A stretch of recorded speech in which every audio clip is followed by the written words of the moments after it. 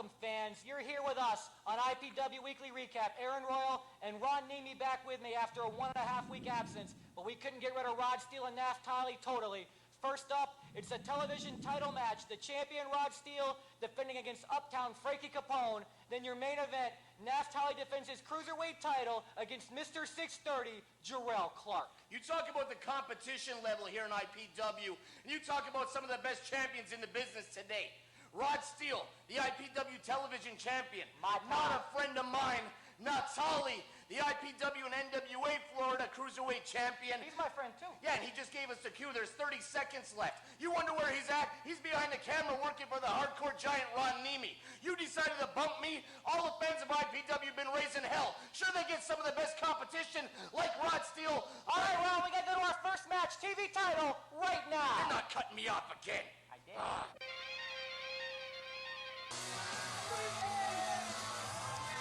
All right, here comes action, fans. Big television title action.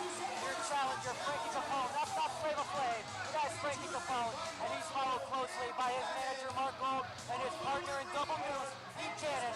Not the retired Don Juan DeSanto, Ron Nemi. Pete Cannon. Frankie Capone made a huge impact on the World Wrestling Council, taking on the entire Capone family. Unfortunately for him, single-handedly, but he comes back to IPW Hardcore Wrestling and right away gets in line for a shot at the IPW television champion, the Miami Power Machine, Rod Steele. I love when Rod does that with the belt, but let's face it, Frankie set himself up for this match before he ever left for Puerto Rico. Jaguar and Rod Steele were going tooth and nail in an IPW television title match. Frankie Capone comes out mad that he never gets the television title shot, hits Boatman in the head with a chair, and he got exactly what he wanted. He's going for the gold IPW television title. Neither one of these competitors wasting any time whatsoever. This is for the IPW TV title.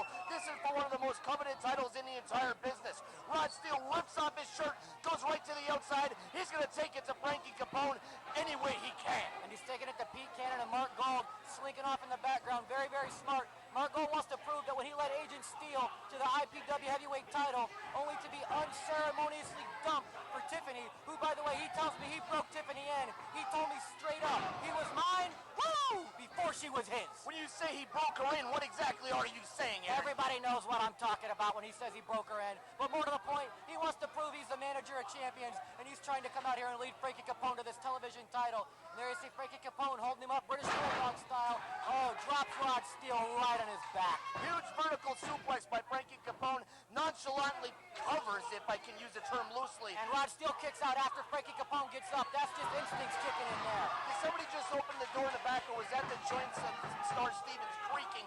Obviously, he didn't apply the bend gate gingerly to his knees and to elbows like he does before every competition. I don't know about Star Stevens, but I do know Frankie Capone just drop kicking Rod Steele in the back. Maybe he got that in Puerto Rico, and Mark Gold trying to get involved again, but Rod Steele able to back away. Tell you what, Rod Steele seems to be the fan favorite in this match against the likes of Frankie Capone. Very unusual for Rod Steele to be cheered by the fans, but we've said it before and we'll say it again. People in IPW are fans. They cheer talent, and Rod Steele has talent in bunches. Rod Steele has taken up where the tradition was started right here in IPW. He is the television champion. He demands that he defends the title right here on IPW Hardcore Recap. He doesn't care if it's against Frankie Capone. He doesn't care if he's in there with Jaguar. He doesn't care if he's in there with the former champion, Dr. Hersey. This is the television champion doing what he does best. Frankie Capone grips Rod Steele into the rope. Oh, and he kicks him right in the face. Kicks him right in the face again. Rod Steele getting the second win.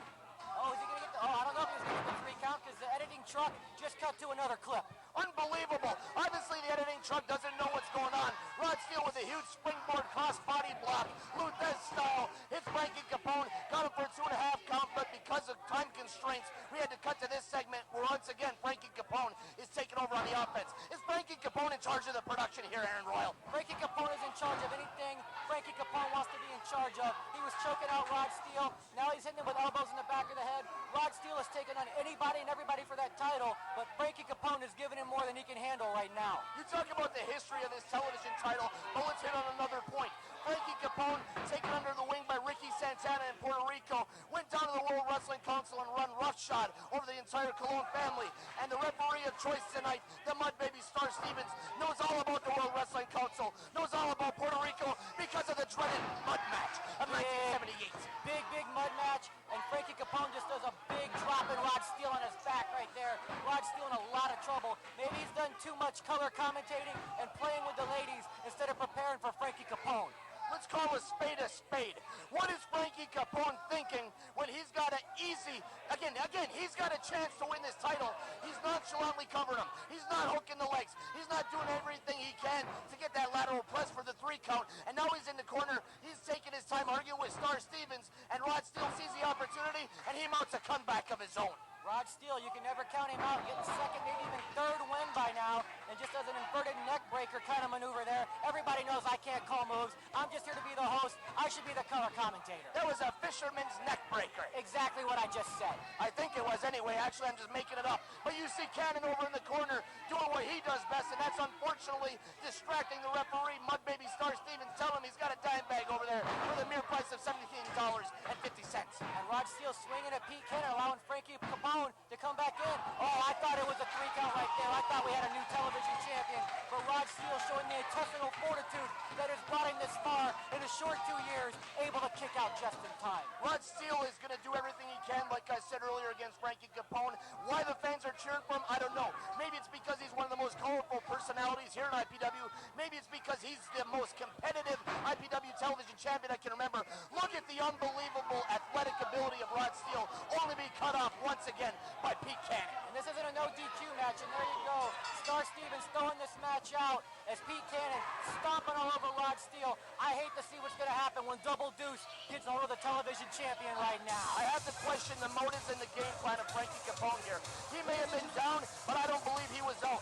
He had a legitimate shot at still winning that television title, but he calls in the reinforcements. He calls in Mark Gold, he calls in Cannon, and that brings out the madman himself, Jaguar, Jaguar, master of the Irish Hammer, who lays out Pete Cannon and Frankie Capone with wicked steel chair shot. I don't know what people were talking about. It looked to me like he was swinging that chair at their head just fine. He's missing a little bit, going crazy. I'm waiting for him to dance. I'm waiting for him to bump and flop around like nobody's business, like he always does. And what's he get? Oh, and he lays out Rod Steele. Rod Steele thought he had a friend. You took out Jaguar's knee. He's no friend of yours, Rod Steele. I manage Jaguar. He's one of the charter members of 911 Incorporated.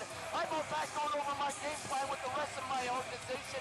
Jaguar takes matters into his own hands. He grabs the steel chair. He comes in and lets know Jaguar is still in IPW, and Steve Hill will get a shot at that television title, Aaron Royal.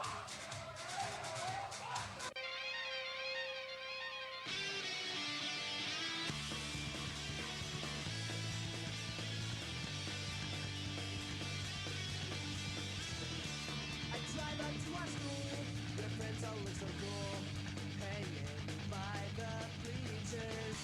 Your friends all stop and stare at my spiky hair and at my punk rock t-shirt. You are the girl for me, only you can see me. Your eyes are not open, 'cause I am one of a kind, and you'll never find a guy who will love you more. I see you in the hall, I trip.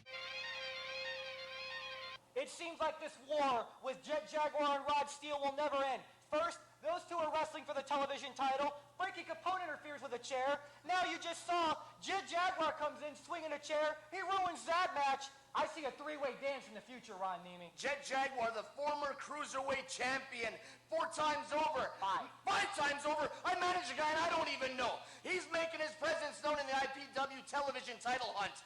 They talk about the hardcore title when they talk about the madness and the sickness. But the IPW television title has taken it a step further. That is what I call insanity. It's crazy. It's wicked. But I tell you what, fans, we all know that's a brouhaha waiting to erupt. But coming up, Naphtali and Mr. 630 Jerrelle Clark. It's Cruiserweight title action. This should be good, Ron. You know, being along these ropes, everyone's used to calling the hardcore giant the high spot machine. But you want to talk about high spots? Naphtali, the Florida Unified Cruiserweight champion, and Jerrelle Clark. This match here for the Florida Unified Cruiserweight title. You're seeing one of the most exciting men in all of IPW, Mr. 630 Jerrelle Clark, and coming out the back USA. He took enough time off from behind the camera to defend his title. It's Naphtali. Naphtali just got his from highspots.com, where you can get all your IPW merchandise. And he comes out to the ring to Backstreet USA as your Florida Unified Cruiserweight Champion to take on who you said, Mr. 630, Jerrelle Clark. This is going to be absolutely nuts. Fans, we have to mention the winner of this match will be defending the title October the 11th, right back here at the WrestlePlex, and they will also be defending against Sage and Aki on October the 2nd at the second annual benefit show put on by IPW, Cowhead, and 1010 AM The Team, benefiting the victims of 911 and the families. October 11th, right here at the WrestlePlex. The winner of this match will be your Florida Unified Cruiserweight Champion, and they will be taking on the international independent superstar, the man known as the King of the Independents, Reckless Youth. Reckless Youth, we saw him in here a few years ago when he was trying to take that title from the All-American Jeff Peterson. He was unsuccessful, just as Naphtali was unsuccessful in that dropkick attempt, and he gets arm whipped there by Jerrelle Clark. Naphtali's going, wait, I'm the champion. You're not supposed to do that to me. You're not supposed to duck underneath my dropkick, so I slide across the ring Pete Rose style. Either one of these men, whoever comes out of the match as your Florida Unified Cruiserweight Champion, can get in the ring with Reckless Youth, and they'll show him what Florida's all about. It isn't like the last time he came down here and Jimmy Rave almost killed him at the Fort Homer Hesley Armory during some ridiculous cruiserweight tournament that nobody knows about. This is IPW, this is the belt, and Jerrelle Clark tries to make quick work of Naphtali. You gotta give this kid credit. He's thinking too quick, 2 counts right there, Aaron Royal. And he steals one of Naphtali's favorite maneuvers there, but isn't able to pin him. And he's got him in another pinning predicament. Jerrelle Clark trying to put Naphtali away early. You cannot get Naphtali until you've done a lot more damage than that. Naphtali is making his intentions clear. It's taken him 4 years. It's been a long, long road. He's held the tag team titles on several occasions. He's done everything in his power, and now he is your Florida Unified Cruiserweight Champion. Jerrelle Clark's going to have to dig real deep to get the title off of the waist of this man. Naphtali pretty much controlled the tag team division for the last year, but now he's in there controlling the cruiserweight division, and he said after that, he's going for the TV title, he's going for the heavyweight title. He will be the first man to hold every piece of gold in IPW, and yes, that includes the hardcore title. He doesn't care what title is that he's got to go for, but the most prized possession that he could ever dream of. Oh, God! What a wicked kick right to the face of Jerrelle Clark. Naphtali, one of the most dangerous individuals in the entire dressing room. It doesn't matter if it's his martial arts background. It doesn't matter if it's his mat background. It does matter that this man, unfortunately, is so gassed up he doesn't know what he's doing from 1 minute to the next. Well, he knows right there. He just hit his chin right on the turnbuckle, and then he gets his neck snapped by Jerrelle Clark, but he's going over a little bit slow and doesn't hook the leg. And I tell these people each and every week, you gotta hook the leg. It never works if you don't. Aaron Royal, you do everything in your power to try to let him know the technical expertise when it comes to wrestling. Exactly. Unfortunately, you've never laced them up, and they have absolutely no respect whatsoever for you. So whatever you say goes right over their head. They look at you like you're retarded, and then he comes off with a huge modified Hurricane Runner, gets a 2 count. Naphtali pushes him out, fish out of water style. The Mully Richie Rich says, what the hell's going on? I'm blown up. Nobody what's happening. Naphtali with a reverse neckbreaker. Matt Superstar and Eddie Gilbert on the concrete outside the ring style. And much like Michael P.S. Hayes would have, he looks at the crowd and then struts on over to get the pinfall. But no, Jerrelle Clark kicks out just in time. The Mully Richie Rich claims to be one of the most technically gifted wrestlers on the roster. He's pretty good. He is pretty good. But the truth is, this guy's got a hot head. This is the kind of guy you can't trust because he wants a spotlight on him. The referee's supposed to be out of the camera shot. Oh, I love it! Naphtali comes off with a huge, what is it, like a flip into what? That's a weird chin lock. He's waiting for, the crowd is waiting for him to come off with some wicked, crazy high spot fest type match maneuver. And what he does, he gets him with a rear chin lock and takes him over, teases And him, he does it again! and the crowd goes absolutely nuts. They're popping for a chin lock. I like chin locks, Aaron, do you? I love chin locks. They're very exciting. It's almost as exciting as the infamous Bino Driver 98.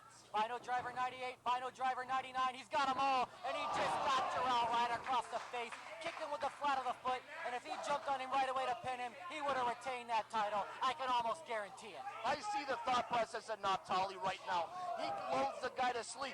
Hear the crowd. Hear Jerrelle Clark. They're waiting for some absolutely wicked maneuver, and he teases him. He teases him with rear chin locks. Then he basically kicks his face in the next week, comes over with another big boot to the chin. Jerrelle Clark's in the corner. I don't know what he's doing. He's seeing stars, basically, Aaron Next Royal. week, floating across the screen, you just might see the face of Jerrelle Clark. I don't know, but the truth is Jerrelle Clark has been in there with the best IPW has to offer, but he hasn't been in there with our current Florida Unified Cruiserweight champion. Oh my, look at that huge drop kick. Talk about improvisation. He drop kicks him right off the ropes. I'm not sure if I said improvisation right, but he leveled him onto the stage. The most, what do you call it, the weapon of choice here in IPW? Yes, it's the weapon of choice, the rampway. We've seen more and more wrestlers in the preceding weeks using that ramp as a weapon. And with Jerrelle Clark, let's not count him out. He almost took that title from Justice on a couple of occasions, but it was Naphtali who finally ended that long reign. And what is he? Oh, what he's doing is stopping before he goes to hit that maneuver. Naphtali thinks he got one over on him, but he doesn't because Jerrelle Clark is up on the third turnbuckle. Beautiful, beautiful dive, too. Oh, I thought we might have had it right there because he actually hooked the leg. He finally listened to Aaron Royal, the mastermind of IPW. I don't think that had anything to do with listening to you. He went to the springboard onto the ramp and he put on his air brakes, come down. Naphtali's in the ring thinking he's outsmarted his individual. He gets caught with some huge, huge cross body block. The thing I like about these guys, it doesn't matter how innovative they are. It doesn't matter if they come up with a wicked, what is that? It's some kind of modified. Why are you asking me what a move is? I never know what the moves I are. figure somebody's got to know what they're talking about. I figured maybe you've been watching your tapes and doing your homework. Obviously you haven't. But Jerrelle Clark, it doesn't matter if he's doing some type of move like that we don't even know what to call, or if he's pulling out some huge cross body block off the top rope. This kid can go old school, he can go new school, he can do anything he takes, and there goes Naphtali with the Ric Flair flip over the corner. At least he could get it right, because Ric Flair sure as hell can't anymore. He does Michael Hayes, he does Ric Flair, you've seen him do Sabu, he can do anything and everything. He's Naphtali, and there you go with that plug, Naphtali. Where's my $20? Naphtali gets back in the ring, again, always looking to capitalize, telling the people, get the hell out of the way. Ray Jr. style. Yes. Once again, he teases the big move, he bails out, comes back with a drop kick right to the face on Jerrelle Clark, who's right in the front row. He's trying to get his senses together. He's trying to get his bearings. He has absolutely no equilibrium left whatsoever. Naphtali taking to Jerrelle Clark. This is a war. Jerrelle Clark crawling his way back into the ring. You got to give him some props for even having the motivation, the guts to get back into the ring after the beating he's been taking for the last couple minutes. But nobody here in IPW is going to give up that easily, especially a guy with the talent of Jerrelle Clark. Jerrelle Clark, he's happy, he's excited, he's all motivated because IPW ventures back over to Deltona, Pine Ridge High School, October 26th. And what the hell is Naphtali? Does he got a headlock on the top rope, Aaron? Right now what he's got is a shot right to the McGroin as he's laying across the top rope. And now Jerrelle gets the headlock. He's learning. He's learning. I thought I've seen the headlock in every form whatsoever you can see. But you see, once again, Naphtali taken off the top rope, hit with a wicked bulldog by Jerrelle Clark. And he didn't hook the leg. What, did you stop listening to me all of a sudden, Jerrelle? Come on, baby. Stick with the mastermind, and you'll go all the way. This is ridiculous. These guys have the opportunities to either retain the title or win the title, and there you have a big drop kick by Naphtali. I hope if he gets the opportunity this time that he uses his head, hooks the leg, and takes the victory. He isn't like that deadbeat former partner that he had, that he carried to the IPW and NWA Florida Tag Team titles. He's on his own right that's all now. fluffed up, Ron. I mean, you got a point there, Aaron. Yes, I do. And now they bring the chair into the ring. Should it be a disqualification? Probably. But Richie Rich doesn't care. Naphtali's been using the chair in the last 2 or 3 matches, and everybody says, what the hell? Let's just let him do it. But Jerrelle says, oh, no, you don't. Naphtali tries to pick up the chair, and Jerrelle Clark steps on his head. I love Naphtali, but that's hilarious. How stupid can you be? He's wrenching on the chair trying to get it up, and Jerrelle Clark lets it go, so Naphtali nails himself right in the face, and then takes an unceremonious leg drop right across the back of his head that puts his forehead firmly right onto the steel chair. We talked about him going for the hardcore title. He's lucky he's not bleeding hardcore style right now, but look at him. He still has the presence of mind to get to the chair, and Jerrelle once again says, and Naphtali says, take that shot right to your McGroin, Mr. 630. And he sits him on the chair. I think he's actually taking it easier and let him resting. No. He could be kicking him right into the chestal cavity, which basically knocks loose. And then What is he doing? What is he thinking? He kicks the back of the chair and obviously sprains his right foot, which unfortunately has an unsightly bunion right on the side of the big toe. Naphtali already has a pulled ligament in his feet. He's in there wrestling injured already, but he's not going to give up that title just because of an injury. And that was an atomic knee drop like I've never seen it before, as Jerrelle sitting on the chair. He ducks out of the way while he's on the chair. What's Wicked leg lariat. He gives him a Tommy drop while he's sitting on the chair, and then he comes off with an insane flying leg Almost a lariat. 3 count. Come on, Mullet. Not that I'm rooting for Jerrelle Clark. Not that I absolutely hate Naphtali for stealing my commentating position for the past He couple didn't weeks. steal it. You ran off from Rod Steele. You told me that the voiceovers were going to be on another day. I'm here, nowhere to be found. Naphtali's here at the right time. You both are drinking lattes, hanging around over at Wendy's. I want to be here. I want to do the voiceovers. And the All strictly coincidence. yeah, coincidence, my ass. You see Naphtali, sure I don't like the guy. Sure he's trying to always steal my gimmick and my job, but I'm not going to go in there. Ouch! Oh, he comes for the cross body block, misses, nails his, what is it? I don't even know if he's got That's any his ribs there. stomach. Oh, that's his stomach. I was wondering what it was. I was trying to think of some stupid medical term that made no absolute sense. And he takes his leg, whips it right into the steel chair. Smart move by Jerrelle Clark. Naphtali kicked that chair earlier with that same foot. He throws his foot in there so he can't see what he's doing. Then he throws him in head first. And now Jerrelle Clark has the chair. Now he doesn't. If the fans and the people of IPW Here would it listen to Aaron comes. Royal, he's sitting here trying to take all the credit. Is it the 6:30? It no, was. No, it isn't. Naphtali, I was thinking, this isn't like the 3-match losing streak he suffered at the hands of the You hardcore never beat Naphtali, and you're a baby face, and you should stop trying to pretend like you did. Oh, okay.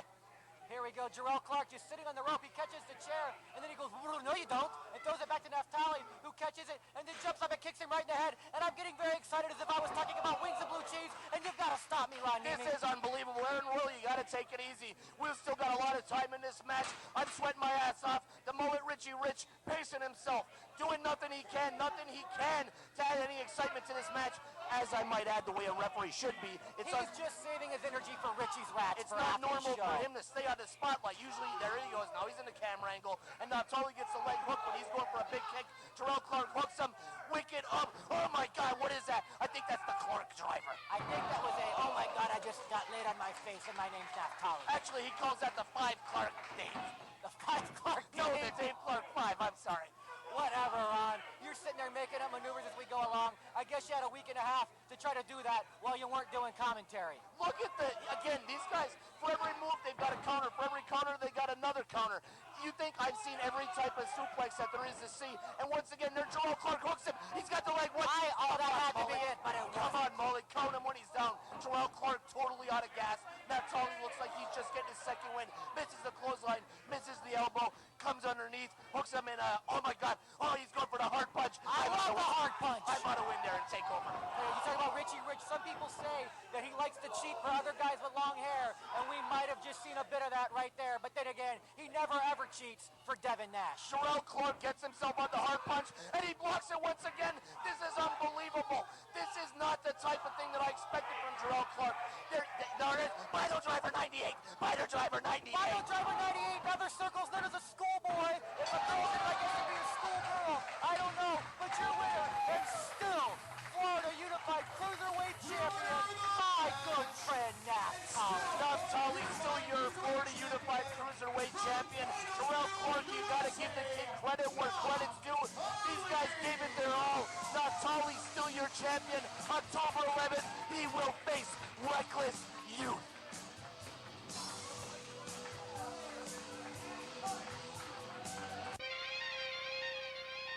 And there you saw it, fans. My good buddy Naphtali. He just successfully defended that Cruiserweight title one more time. He waited a long, long time to get his hands on that belt, and he's going to do everything in his power to keep it. But I've got a big treat for you fans. He's the best IPW television champion there ever was, and also the steel-tip dart champion of Buffalo, New York. He's got something to say. Listen up. It's Pat McGroin. Aaron Royal, why is my match not on this week? That's what I wanted to know, but the guys in the editing truck, they don't listen to me. Well, fans, as you will see, I came this close to my first hug with Tiffany and the beginning of our great romance. If it wasn't for that wife beater, that abusive boyfriend, Agent Steele, breaking things up, attacking Pat Powers and myself, I would have taken her home and given her the best love of her life. All right, Pat, I know you got a lot more to say, but I have to interrupt you. You can see that match next week, and we're going to show you clips of another big match from next week. Fans, be sure to check it out. We'll see you on Recap in one more week.